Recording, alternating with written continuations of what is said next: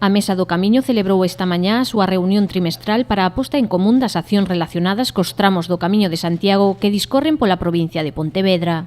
A xuntanza iniciouse facendo balance dos usuarios do primeiro semestre do ano, que supuxeron un incremento dun 15% con respecto ao ano anterior.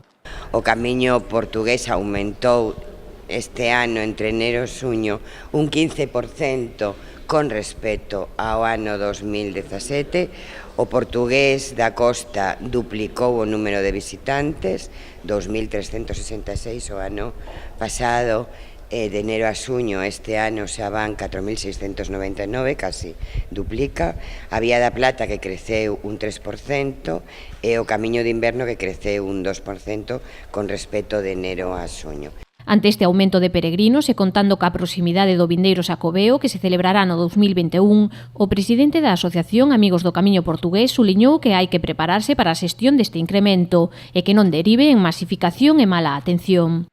Isto está crecendo cada vez máis. Este ano as previsións nosas é que pasemos dos 80.000 e que se seguimos así no ano 2021, estaba eu falando agora o xerente de Xacobeo, bueno, que se dentro de 2 anos está aí o 21 xa está aí, é dicir que, pois, a ver, vamos a duplicar o número, donde os metemos, non? É dicir que a verdade que a iniciativa privada, todo o mundo, pero os públicos tamén, temos que ver de que isto dar unha imaxe e non masificar e que despois a xente pois marche cun mal concepto do Camiño, non?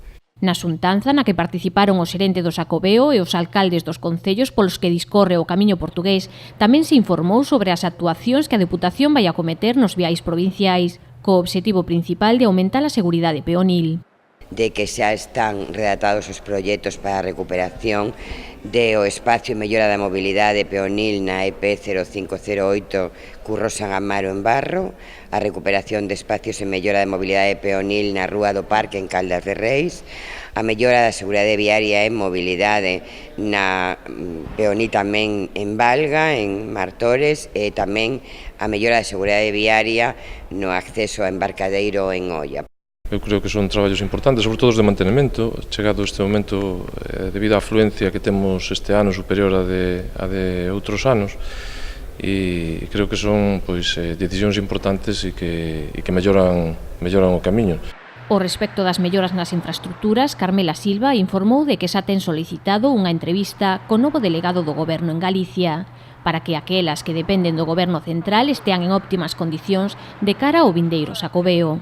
Ademais das obras nas calzadas e vías peonís, intervirase tamén na sinalización. Con respecto a isto, a Xunta propón a unificación de criterios entre as distintas administracións, incluindo as portuguesas, para que haxa unha sinalización única que facilite o camiño aos peregrinos. Por último, na Mesa do Camiño tamén se fixo referencia á promoción desenvolvida tanto na Feira Fitur como noutros eventos relacionados co turismo en Madrid, Córdoba, Porto ou Braga.